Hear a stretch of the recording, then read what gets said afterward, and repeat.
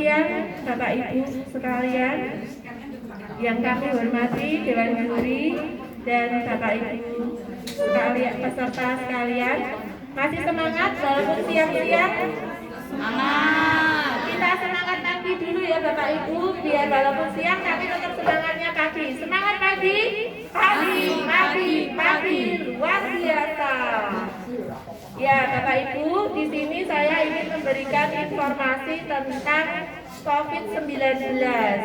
Tentunya Bapak Ibu sekalian sudah tidak asing lagi ya dengan yang namanya COVID, karena sudah selama 2 tahun ini, kurang lebih 2 tahun ini kita berada di masa pandemi COVID.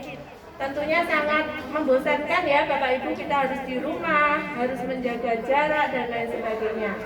Sebenarnya COVID-19 itu disebabkan oleh apa sih?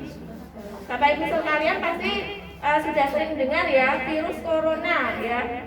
Jadi COVID-19 itu disebabkan oleh coronavirus ya, termasuk golongan virus SARS. Jadi virus ini menyerang pernafasan.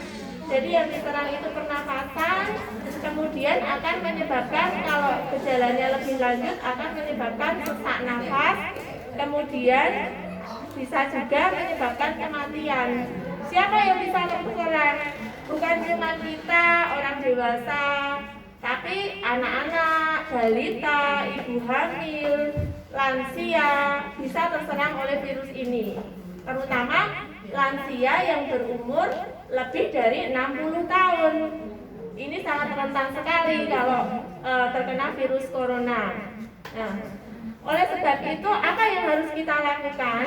Karena virus ini adalah virus yang menular lewat droplet. Jadi droplet itu adalah percikan. Jadi pada saat kita berbicara, itu kan ada dropletnya ya Bu. Kalau kita ngomong dengan teman kita, pada saat kita istilahnya adalah batuk, kemudian percikannya mengenai benda-benda tertentu, kemudian orang lain memegang benda tersebut, kemudian tidak sengaja kita menempelkan tangan kita, kemudian menempelkan ke mulut kita, itu adalah salah satu bentuk penularan dari virus corona itu. Nah, gejalanya apa?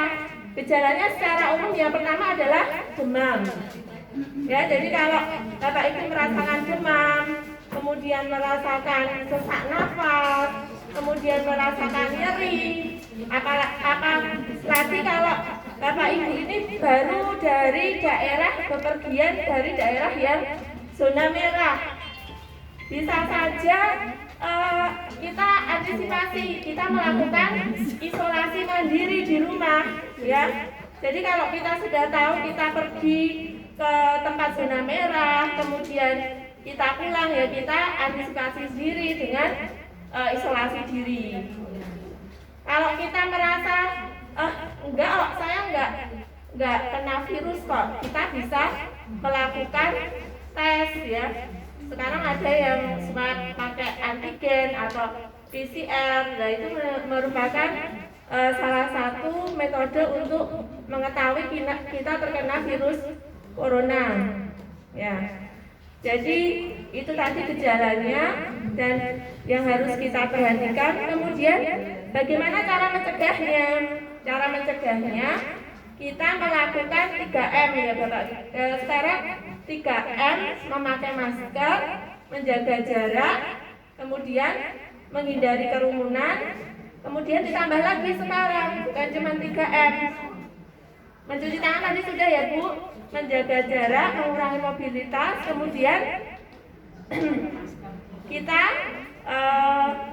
melakukan vaksinasi, kemudian kita mengurangi mobilitas tadi.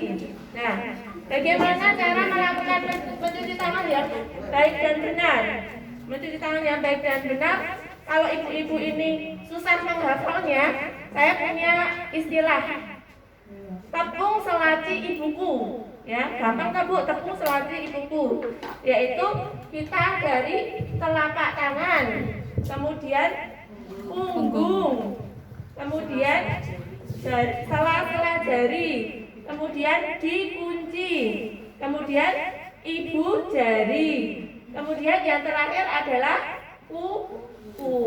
Ya Bu, jadi gampang ya Bu, tepung selasi ibuku. Kemudian yang terakhir, yang harus kita jalankan program vaksinasi dari pemerintah. Wajib kita lakukan. Vaksinasi itu apa? Vaksinasi adalah memasukkan kekebalan atau antigen dalam tubuh kita supaya kita kebal terhadap coronavirus tersebut, ya. Jadi vaksinasi ini selain mengurangi kematian, mengurangi angka kesakitan, ini juga akan menciptakan yang namanya herd immunity, ya. Herd immunity itu akan tercapai bila 70% penduduk Indonesia itu sudah divaksin. Maka yang 30% mereka akan ikut terlindungi. Nah, maka dari itu Bapak Ibu sekalian, mari kita sukseskan program dari pemerintah. Ya, mungkin sekian yang bisa saya sampaikan.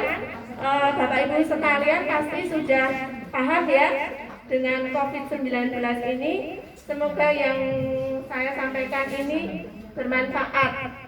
Ya, Bapak Ibu, saya punya sebuah istilah, apabila kita memaknai hari ini sebagai hari yang biasa-biasa saja, maka setelah kita keluar dari ruangan ini kita menjadi orang yang biasa-biasa saja. Tapi bila kita memaknai hari ini menjadi orang yang luar biasa, maka setelah kita keluar dari ruangan ini kita menjadi orang yang luar biasa. Ya, sekian dari saya. Wassalamualaikum warahmatullahi wabarakatuh.